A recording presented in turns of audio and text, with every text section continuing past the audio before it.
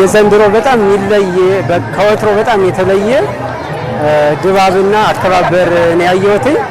ይሄ ደግሞ ለኛ ለነዋሪውም ለሙሉ ለኢትዮጵያን የወንድማማችነትና አብሮ የመኖርን እሴት የሚያጎለብትና ለወደፊትም ወንድማማችነት የሚያጠነክር ሆኖ ነው ያየሁት። በጣም አንድነትን የሚያጠናክር አውቀነውም ሳናውቀውም ወደ አንድነት አመጣው። ስናውቀው አንድነት ጥሩ እንደሆነ ሳናውቀው ደግሞ እንዲሁ የማናቃቸው ነገሮች በርካታ ነገሮች ወደ አንድነት አመጣው እና ደስ የሚል ነው በዓሉ ማለት ነው። ሁሉንም ሰው በጣም ታያለ፣ በጣም የሚደሰት በጣም ሞሮ አንድነታችን በደንብ እንዲያን ባህሎች በበዙ ቁጥር ሞሮ የኛ አንድነታችንን በዛውም ልክ ነው እየጠነከረ የመጣው። ምክንያቱም እንዲያን ባህሎች ናቸው ሰውን ከሰው ላገናኙ የሚችሉ እያሰባለሁ።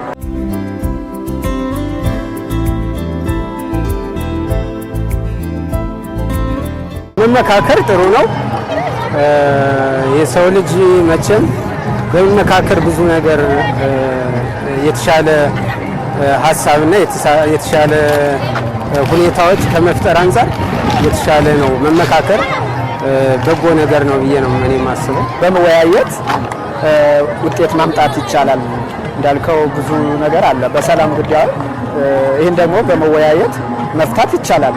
ግን እንደው እንጃ ወይም በእልህነት ይመስለኛል እልህ ነገር ትተን ይቅር ባይነት ወይም ደግሞ በመቻቻል ነገሮችን ብንፈታው የተሻለ ይመስለኛል። መመካከርን የመሰለው ነገር የለም። እንደዚህ አሁን በመራራቅ በመፈካከር የምናለማው ልማት የምንገነባው ሀገር የለም። በመመካከር ግን ከዚህም በላይ ማድመቅ፣ ከዚህም በላይ ማልማት፣ ከዚህም በላይ አንድነታችን እንዲጠናከር ያደርገዋልና ይሄ እይታ ደግሞ ለዛ ያመልካች ነገር ነው ብዬ አስባለሁ።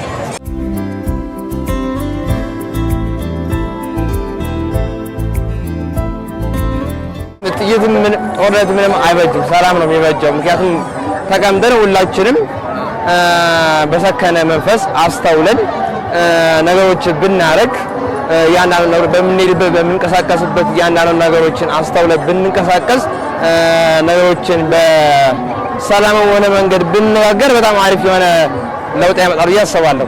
ጦርነት ችግር የፈታ ሀገር አላወቅም። አንደኛ ዓለም ጦርነቱ፣ ሁለተኛ ዓለም ጦርነቱ።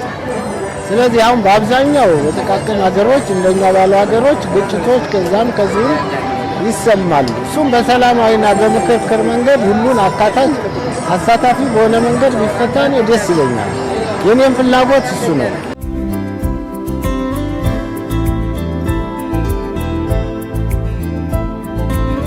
ጥሩ ነው።